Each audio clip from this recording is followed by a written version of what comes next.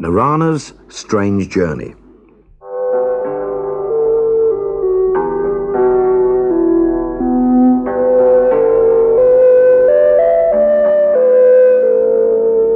It was a bitterly cold but sunny day when Narana set off on her long walk back to her village.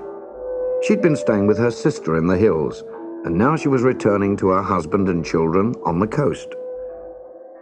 With her snowshoes, shaped like tennis rackets, Narana was able to walk easily across the soft snow.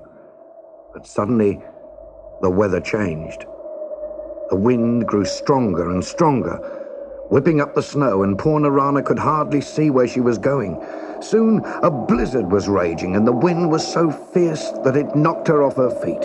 Over and over she rolled, blown by the storm, till she found herself wedged between what seemed to be two great trees.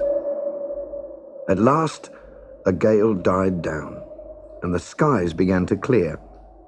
But Narana had no idea where she was.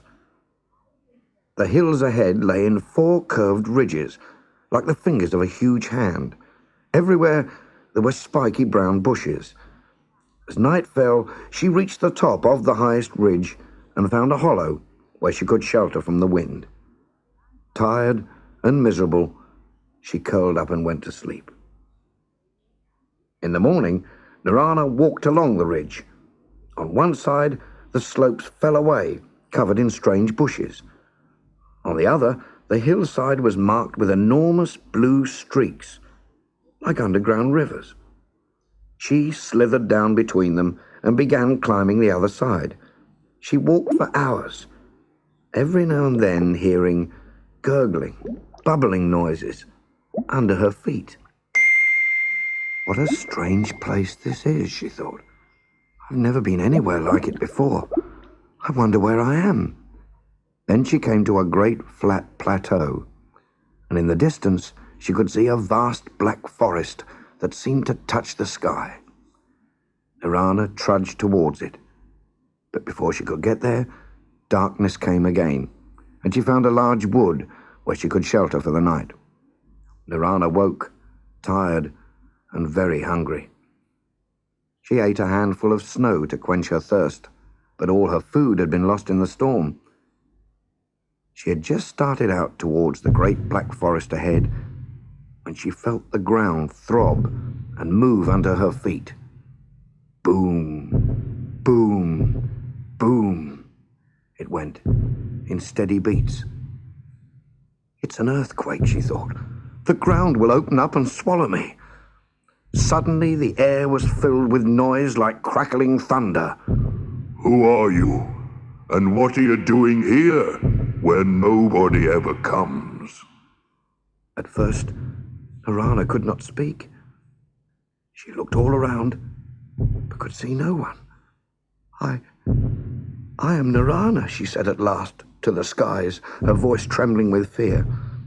I was on my journey home when I lost my way in the storm. Who are you? What are you? A mountain ghost? No, I am a giant, rumbled the voice as the earth shook again. My name is Kinak. I sleep here all alone on the great plain so that I can stretch without crushing the villages or the trees. But where are you? Asked Narana, still looking around. I'm underneath you, Narana. You've been climbing over me for 2 days. You started on my left hand, and now you're over my heart. I expect you can feel it. Yes, I can. Oh, I do hope I haven't hurt you.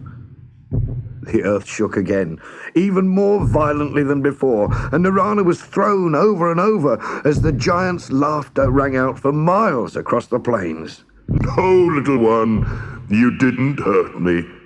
Not even a nickel. Herds of reindeer can be a nuisance, but one human is nothing. The giant let out a chuckle, and Narana was once again dumped in the snow. I first saw you when you were curled up asleep between my thumb and finger. Then you clambered down my hand, over my wrist, up my arm, and onto my stomach. That's my beard ahead of you. But I can't see you very well now without lifting my head and looking down my nose. Can you climb up onto my face? It took Narana a long time to scale the heights to Kinak's face.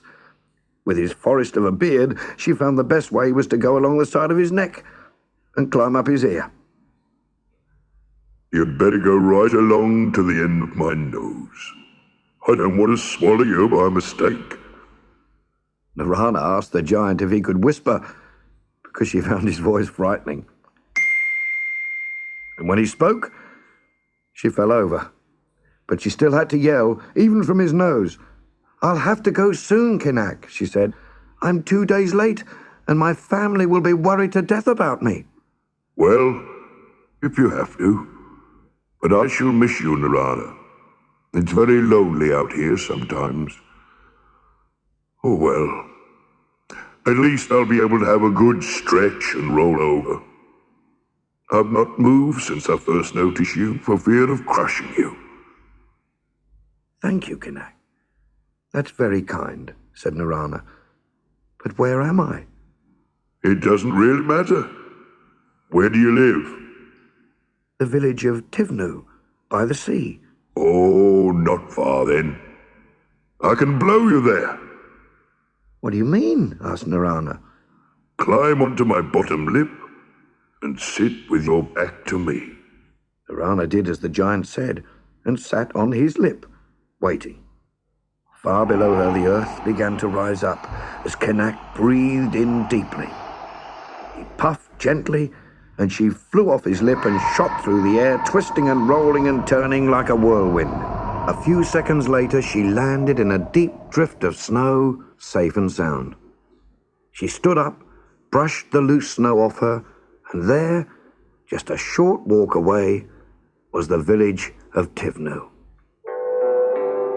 As Narana began to walk joyously towards the houses, she thought she heard the faint sound of rumbling in the distance, like short rolls of thunder. It was almost like the sound of a giant sobbing.